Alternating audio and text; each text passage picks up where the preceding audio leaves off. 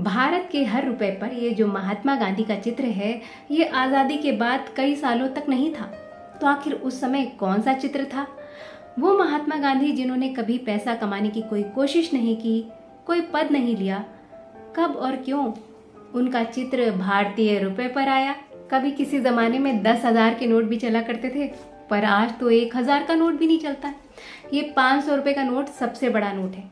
तो आखिर क्या वजह है कि भारत सरकार ने बड़े नोट बंद कर दिए हैं? जब आप किसी दुकानदार को ये 500 रुपए का नोट देते हैं तो वो लाइट की दिशा में ऐसे करके क्या देखता है? टेक्नोलॉजी के सुधार के साथ साथ भारतीय रुपए में कौन से सिक्योरिटी फीचर्स डाले गए हैं? भारत के हर नोट पर कितनी भाषाओं में उसकी कीमत लिखी हुई है? और तो और भारतीय मुद्रा के अलग अलग नोटों पर कौन से अलग अलग सांस्कृतिक विरासत के चित्र हैं? आइए जानते हैं। आजादी के बाद रिजर्व बैंक ने जो नोट छापे उन पर अशोक स्तंभ का चित्र हुआ करता था, लेकिन 1969 में महात्मा गांधी की जन्म शताब्दी के अवसर पर पहली बार उनका चित्र 100 रुपए के नोट पर नजर आया। उसके बाद राजीव गांधी के शासनकाल में 500 रुपए के नोट पर उनका चित्र नजर आया और 1990 के दशक में तो बैंक ने महात्मा गांधी सीरीज के नाम से नए नोट छापे। टेक्नोलॉजी के विकास के साथ साथ 1996 में भारतीय नोट का स्वरूप पूरी तरह बदल गया। तब इसमें सिक्योरिटी थ्रेड डाला गया। तो जो ये दुकानदार ऐसे करके देखता है ना, तो इसमें बीच में जो ये स्ट्रिप है, छोटा छोटा लिखा हुआ है भारत और RBI। आखिर क्यों भारत सरकार ने बड़ी कीमत के नोट बंद कर दिए? एक जमाना था जब लोग बड़ा सामान खरीदने के लिए या ज्यादा पैसा जहां देना होता था उसके लिए बैग में भर के या पर्स में रख के पैसा ले जाते थे।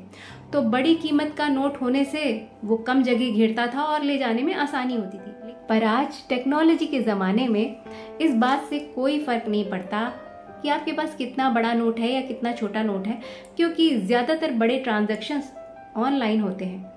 और सरकार ने इस बड़े ट्रांजैक्शन को पारदर्शी रखने के लिए, सरकार की नजर में रखने के लिए बड़े नोट बंद कर दिए।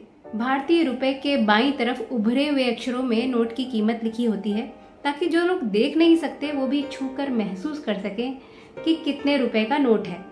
भारतीय रुपयों पर हिंदी और अंग्रेजी के अलावा 15 और भाषाओं में उसकी कीमत लिखी होती है।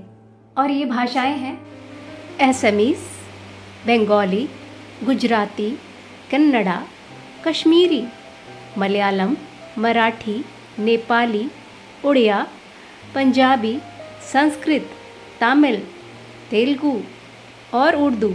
और मेरे पास जो ये नोट हैं, आइए देखते हैं उनमें कौन से अलग अलग भारतीय विरासत के चित्र हैं। 500 के नोट पर दिल्ली का लाल किला, 200 के नोट पर MP का सांची का स्तूप, 100 के नोट पर गुजरात की रानी की वाव, 50 के नोट पर कर्नाटका का हम्पी, 20 के नोट पर महाराष्ट्र के एलोरा केव्स और 10 के नोट पर उड़ीसा का सूर्य मंदिर। तो भारतीय रुपए की ये जानकारी आपको अच्छी लगी हो तो वीडियो को लाइक करिएगा, शेयर करिएगा और चैनल को सब्सक्राइब जरूर करिएगा।